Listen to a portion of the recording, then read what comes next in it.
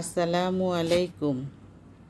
কেমন আছেন সবাই? আশা করি যে যেখানে আছেন আল্লাহর রহমতে সবাই ভালো আছেন।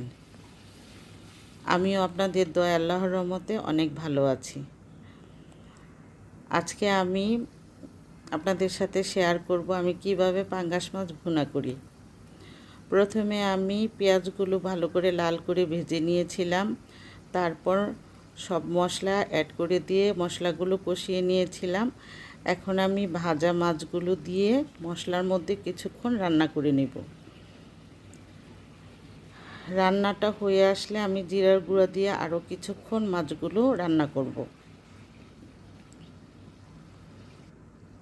এখানে আমার মাছ রান্নাটা কমপ্লিট হয়ে গিয়েছে।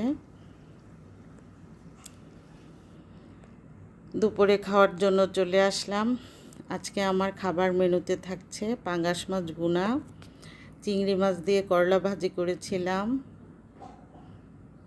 এটা আমার খুব পছন্দের একটা আইটেম। এখানে জালি কুমড়াও ভাজি করেছিলাম ডিম দিয়ে, পাঙ্গাস মাছের মাথা দিয়ে কচুরমুখী আম দিয়ে টক রান্না করেছি।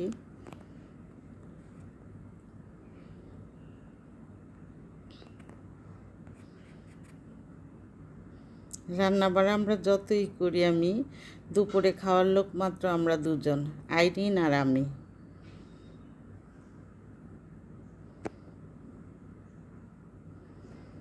রিজিকের মালিক হলো আল্লাহ। আল্লাহ পাক যা রিজিকে রেখেছেন আলহামদুলিল্লাহ, আল্লাহর কাছে শুকরিয়া। অনেক ভালো ছিল খাবারগুলো, খেতে অনেক মজা হয়েছিল।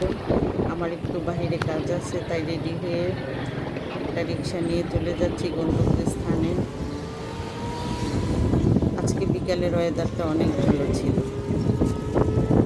আজকে আমি আমার কাজটা শেষ করে বান্ধবীদের সাথে বসে আড্ডা দিব। অবশেষে আমাদের দেখা হয়ে গেল।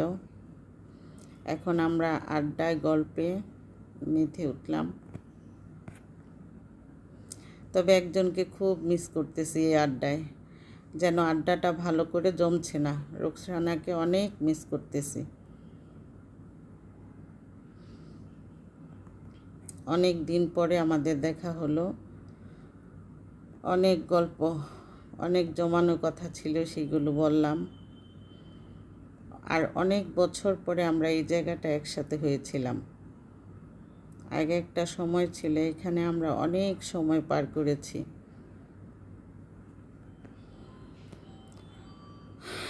সময় খুব দ্রুত চলে যায়।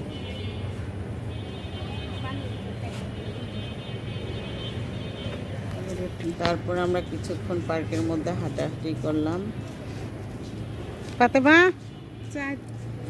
ফাতেমার মেয়েকে তো বছর পরে এসেছে।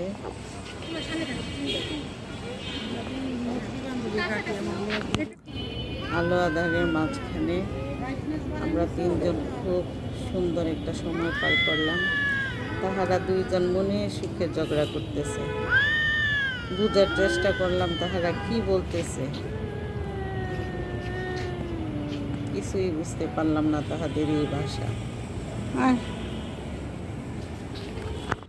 তারপর নাস্তা খেয়ে যে যার গন্তব্যস্থানে পৌঁছে গেলাম।